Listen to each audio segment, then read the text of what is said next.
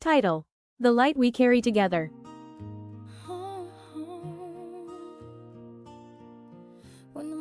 1. Establish the protagonist in their comfort zone. Jack used to say he preferred working alone. He was a quiet software engineer in a large healthcare tech company nestled in the heart of Seoul. Jack clocked in precisely at 9, coded with mechanical precision, and rarely spoke unless asked a direct question. His work was technically flawless, but it lacked warmth. And so did he. You help the shadows go. It's better with you here. When I stumble, you stay near. You don't need to lead the way. You just stand and let me find. It's not just work, it's something more. Like a lighthouse on this shore. I'd have given up, but now I rise. 'Cause I've got trust by my side. On the 11th floor of the same building, Grace worked as a UX designer. Her desk overflowed with sticky notes, digital mock-ups, and coffee mugs with words like, "better together," and "empathy is a superpower." She smiled with her eyes and always made time to ask, "How are you really doing?" Their worlds only collided during team project rotations. One fateful Monday, a new AI-based health interface initiative pulled Jack and Grace onto the same project.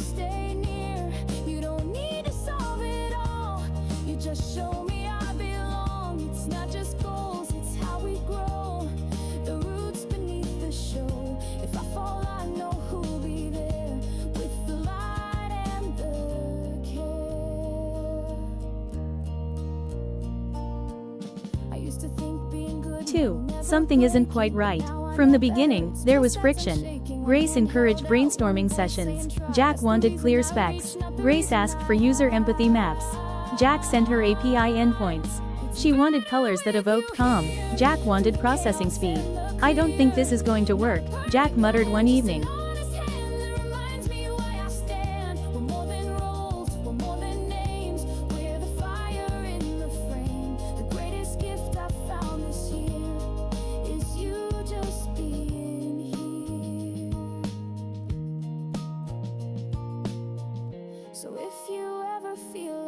Grace paused and smiled gently. "Let's not try to change each other yet. Let's just listen." And so they did. What started as a cold pairing of opposites slowly turned into real conversations. Grace didn't flinch when Jack disagreed. Jack noticed Grace always followed through on her words. For the first time in years, he began to trust a teammate, not just their skills, but their heart.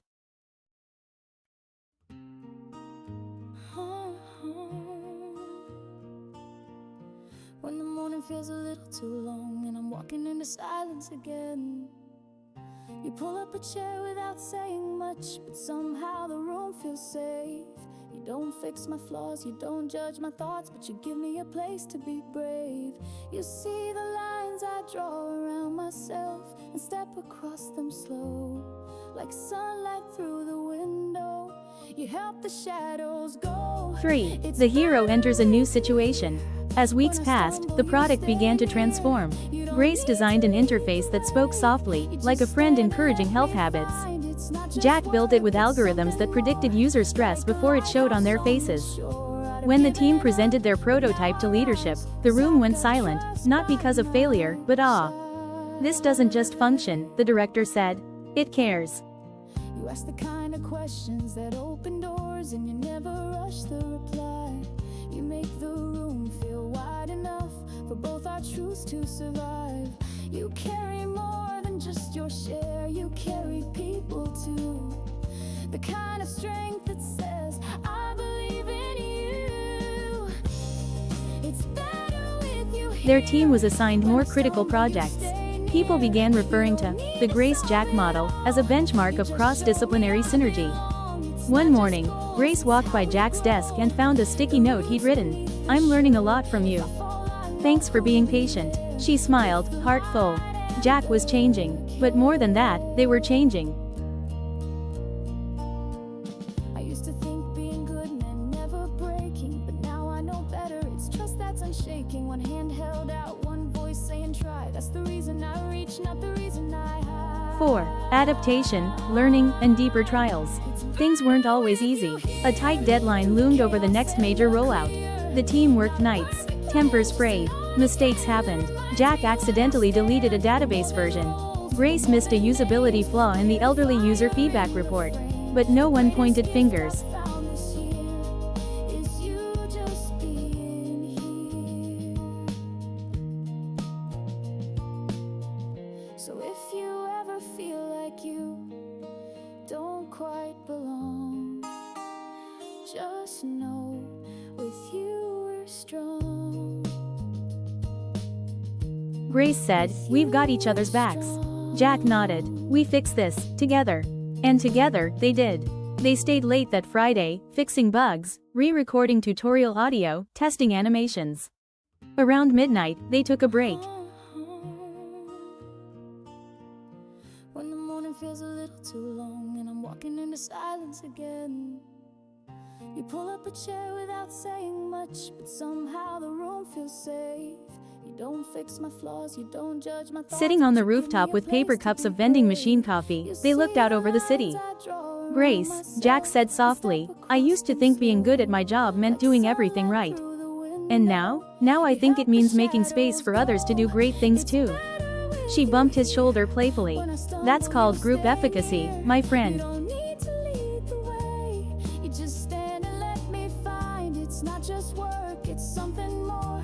Like a lighthouse on this shore. I'd have given up, but now I rise, 'cause I've got trust by my side. 5. Point of no return. Their team became known for more than performance, it was known for trust. Junior staff asked to rotate in. Developers and designers began to eat lunch together. Even leadership noticed a drop in internal complaints from Jack's department. They were building more than just products now. They were building psychological safety. The kind of strength that says, I believe in you. It's better with you here. When I stumble, you stay near. You don't need to solve it all. You just show me I belong. It's not just goals, it's how we grow. The roots beneath the Jack became the kind of colleague who said, "Take your time," instead of, "Fix it now." Grace learned to appreciate performance metrics and technical clarity from Jack's lens. They grew, together, and so did everyone around them. never breaking, but now I know better. It's trust that's unshaking. One hand held out, one voice saying try. That's the reason I reach, not the reason I hide. 6. Biggest challenge, sacrifice, or crisis. Then came the National Health Grant pitch. Their team was selected to represent the company. Everything rode on this: funding, partnerships, expansion. The pressure was suffocating. During the final week, Grace's father was hospitalized. Jack offered to carry the load, but she insisted on helping remotely. On presentation day, Jack noticed her slide deck was missing a key diagram. "Should we tell them we're not ready?" someone whispered. So if you ever feel like you don't quite belong, just know with you we're strong. With you we're strong.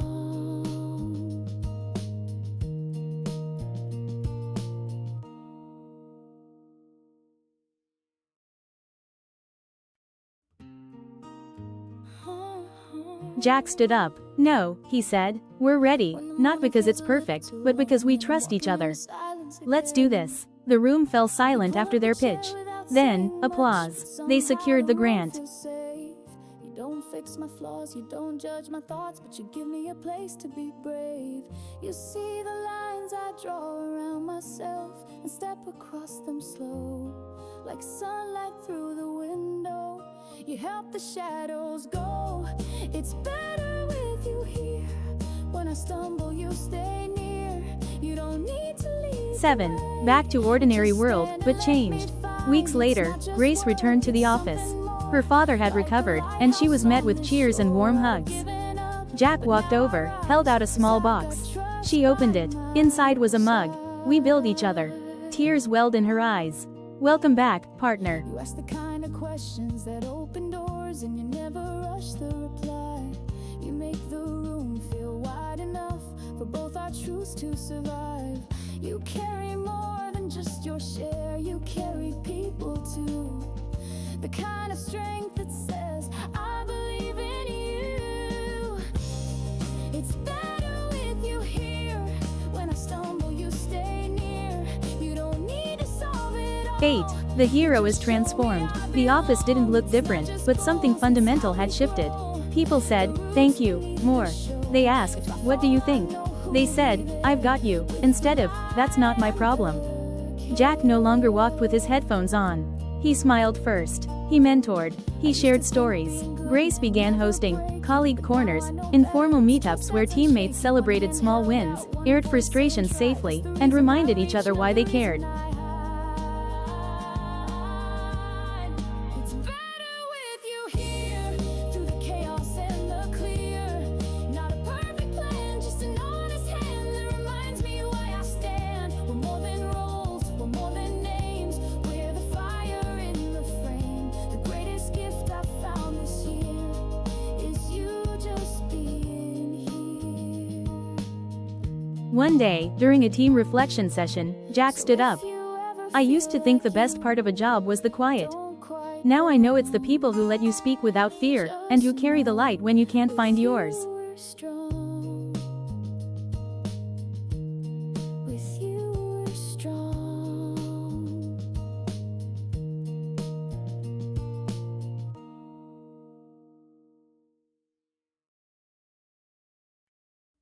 Epilogue. The best welfare. In HR's annual survey, one question stood out. What's the best benefit this company offers you? Most didn't write salary, or gym access, or hybrid work. They wrote, my colleagues. Somehow the room feels safe. You don't fix my flaws, you don't judge my thoughts, but you give me a place to be brave. You see the lines I draw around myself and step across them slow, like sunlight through the window. You help the shadows go. It's better with you here. And among them, two names appeared over and over. Jack and Grace. Because the best welfare at work isn't a perk or a policy, it's a person. A person who listens, forgives, trusts. A person who reminds you, you're not alone. We can do this. Together. 'Cause I've got trust by my side. You ask the kind of questions that open doors and you never